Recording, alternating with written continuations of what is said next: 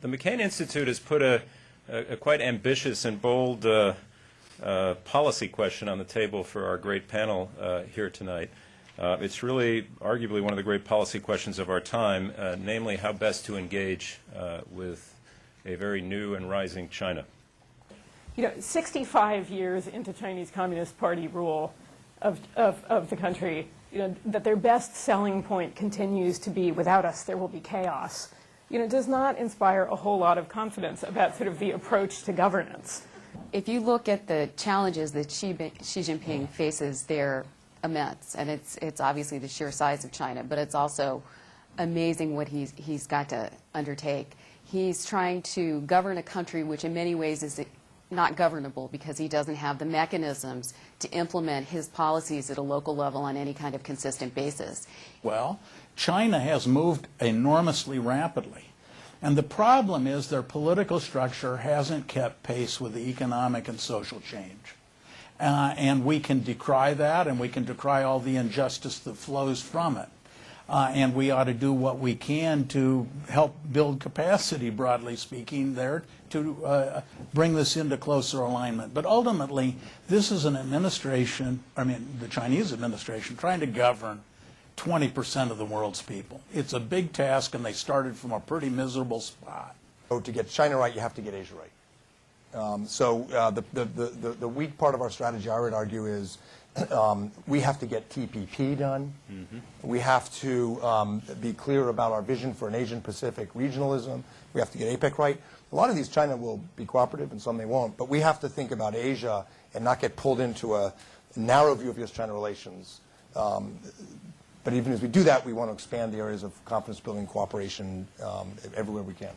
So where I think actually there's tremendous opportunity is one in the trade field, and that is creating these structures as we did in the WTO negotiations to bring them into a rules-based society around trade. And one Chinese official explained to me recently that they viewed the BIT as potentially more transformational for China than the WTO was, which is a pretty astonishing comment. And we don't see, maybe picking up on what you were saying in the human rights area, maybe that the administration is seizing upon that in a way that they could to be driving towards a trade policy. We should have as our strategic vision trying to develop inclusive economic and security institutions that wherever possible include China in it, and I'm not limiting it, but I would say for TPP, for example, I would do all I could to try to get them in within the framework of the standards of the organization. And every president since Nixon has deepened and expanded engagement. In the Bush administration, Secretary Paulson did, Secretary Clinton, Geithner in the Obama administration. So that's not in question. We need to deepen dialogue. We need to build confidence. We need to find new areas, climate change, to work together. That's been one side of our policy. The other side of our policy, particularly since the 90s, has been trying to establish in Asia, and more broadly in the world, an environment where Beijing is not tempted to use its increasing power to tilt the apple cart, to change the rules, to use its power to coerce smaller neighbors. I think in pursuit of that strategy, though, the U.S. has to be very careful not to, ratify or approve of behavior by some of these other governments, particularly in Southeast Asia, that's appalling and doesn't deserve to be rewarded. So I think we have to be pretty patient and tolerant, and I wouldn't for a moment say engagement has failed. Mm-hmm.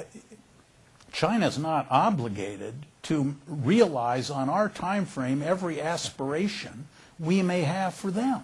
Right. Not engaging wasn't really one of the choices, and none of us would argue for that. Has the U.S. pushed hard enough, I think, both to get the Chinese government to listen to voices domestically? No. Do I think the U.S. government is doing a good enough job reaching out to and recognizing and learning from those voices itself? Not yet. They've got a long way to go, too.